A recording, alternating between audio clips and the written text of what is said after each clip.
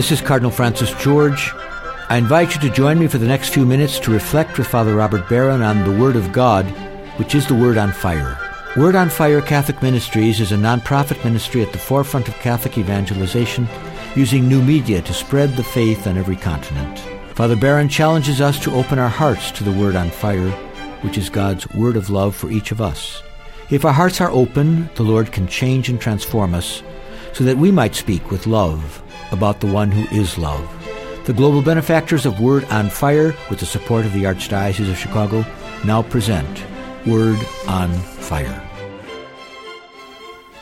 Peace be with you. Friends, how prominent a role jealousy plays in the great literature of the world.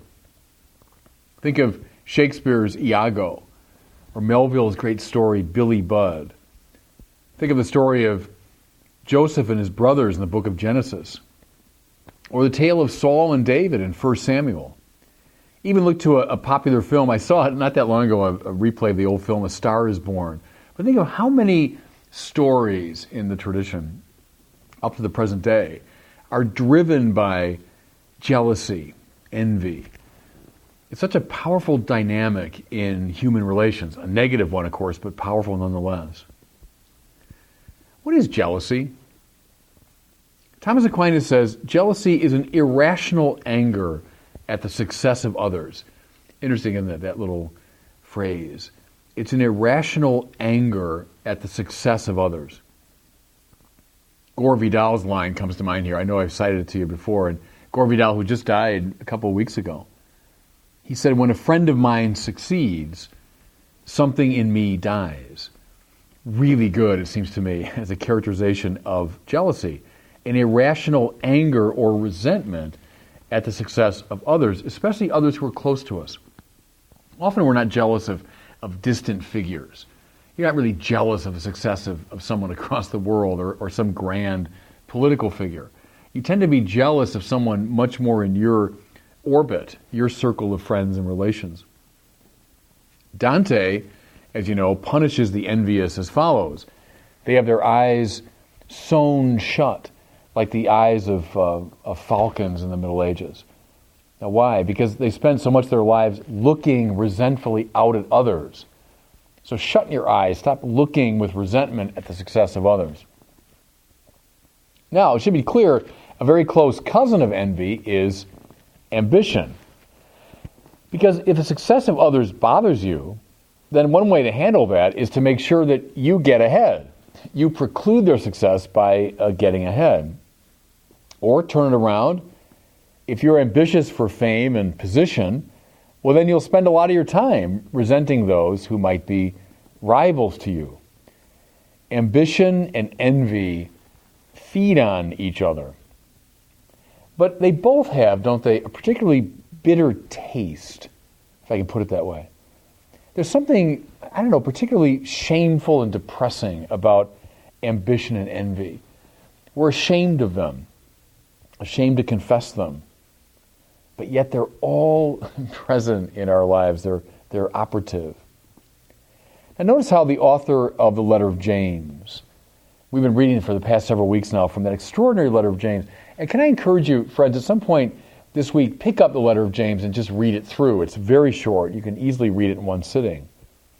And we've been marching through it now the last several weeks, and every week there's something of tremendous practical, ethical import. But the author of James couples envy and ambition. Listen now.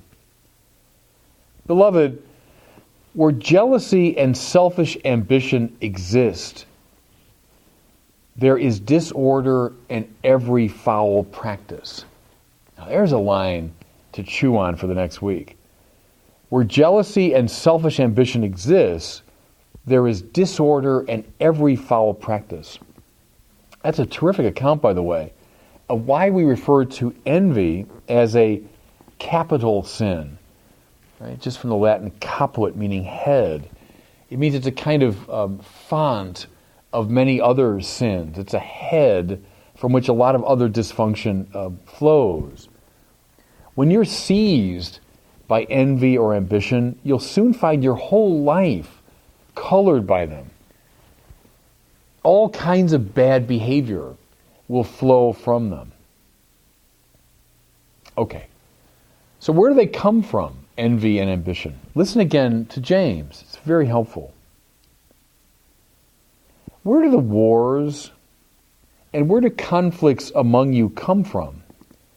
Is it not, he says, from your passions that make war within your members? Now, that's a statement I think that merits very close attention. Again, where do the wars, where do conflicts among you come from? Is it not from your passions that make war within your members? In other words, the external conflicts come ultimately from interior divisions, from a lack of interior cohesion. This war within your members, it means the battle going on inside of you. The battle inside of you between your mind and your will, between one passion and another, between your soul and your body. When those are at war, they will tend to give rise to external conflicts. When we've lost the center, our sense of connection to Christ, then we fall apart interiorly.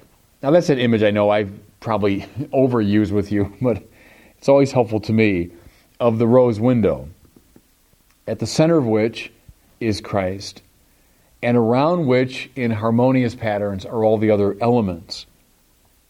It's a symbol of the interiorly composed self. Christ in the middle, everything else cohering around that middle. But when that center is lost, then an interior cacophony results. The harmony disappears. The harmony devolves into this jumble that all of us sinners recognize when we look inside. And see, here's the point. When you fall apart on the inside, you tend to cause trouble on the outside. That's a principle. Bring it to the bank spiritually. When someone is regularly causing trouble on the outside, it's almost certainly the case that something's gone awry on the inside.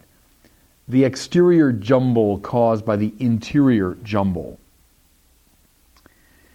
And in light of this, very interesting analysis James gives us, we can discern the solution, which appears, by the way, beautifully in our gospel for today.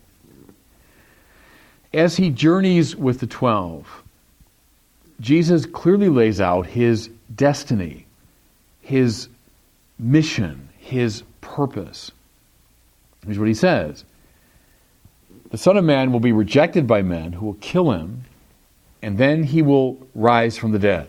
In a word, he lays out the Paschal mystery, the journey of love that will take him through self-renunciation to fullness of life.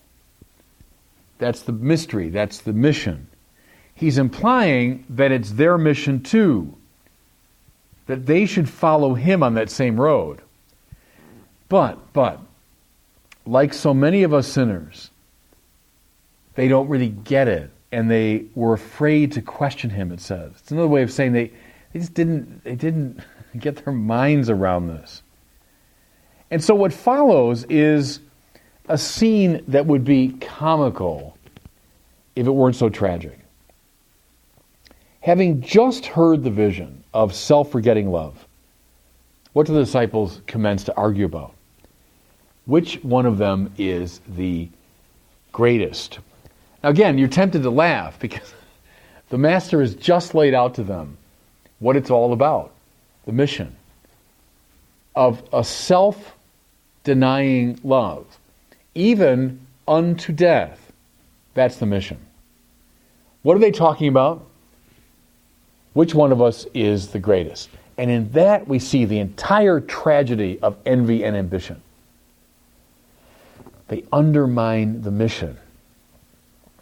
Again, think of the mission of Israel during the time when Saul was pursuing David. The mission was to do battle with the Philistines, but during that whole tragic period, Israel fell into a civil war, and so the mission was radically unrealized. Here, what we hear from Jesus, The mission is a self-forgetting love that permits the divine love to surge through us into the world. That's the Paschal mystery. That's the heart of the Christian thing. A self-renouncing love that allows the divine love to surge through us into the world. To worry, therefore, about who is the greatest is more than a waste of time. It's a direct contradiction to this mission. And so, at this point, Jesus proposes a solution. Takes a little child, sets him in their midst, and says, "Whoever receives one child such as this in my name receives me. And whoever receives me receives not me, but the one who sent me." So, the solution to envy and ambition is a little child whom Jesus places like an icon in their midst. What are children capable of? Why are they being proposed here as the solution? I'll just say a couple things. First of all, and maybe parents will quarrel with me here, but I think you'll see what I mean. They're capable of being commanded.